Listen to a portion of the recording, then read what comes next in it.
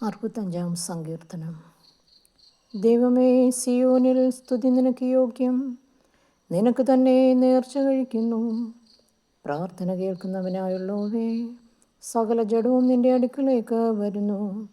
എൻ്റെ അകൃത്യങ്ങൾ എൻ്റെ നേരെ അതിബലമായിരിക്കുന്നു. നീയോ ഞങ്ങളുടെ അതിക്രമങ്ങൾക്ക് പരിഹാരം വരുത്തും.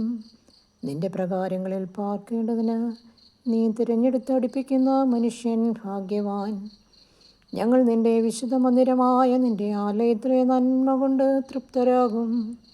ഭൂമിയുടെ എല്ലാ അറുതികൾക്കും ദൂരത്തുള്ള സമുദ്രത്തിനും ആശ്രയമായിരിക്കുന്ന ഞങ്ങളുടെ രക്ഷയായ ദൈവമേ, നീ ഭയങ്കര കാര്യങ്ങളാൽ നീതിയോട് ഞങ്ങൾക്ക് ഉത്തരമരുളുന്നു.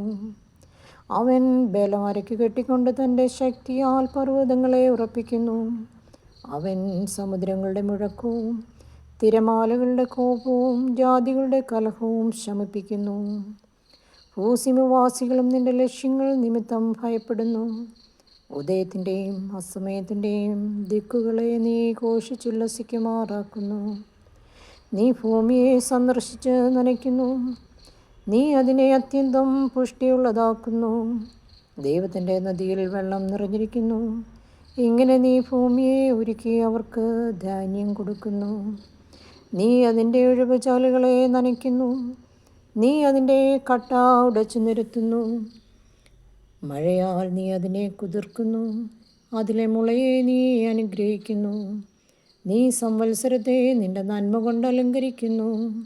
നിന്റെ പാതകൾ പുഷ്ടി പൊഴിക്കുന്നു. മരുഭൂമിയിലെ പുൽപ്പുറങ്ങൾ പുഷ്ടി പൊഴിക്കുന്നു.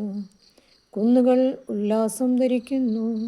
മേച്ചിൽപ്പുറങ്ങൾ ആട്ടിൻകൂട്ടങ്ങൾ കൊണ്ട് നിറഞ്ഞിരിക്കുന്നു. താഴ്വരകൾ ധാന്യം കൊണ്ട് മൂടിയിരിക്കുന്നു. അവ ആർക്കുകയും പാടുകയും ചെയ്യുന്നു. ദൈവമേ, സ്തുതി നിനക്ക് യോഗ്യമാകുന്നു. ബാറയ്ക്കുമോ.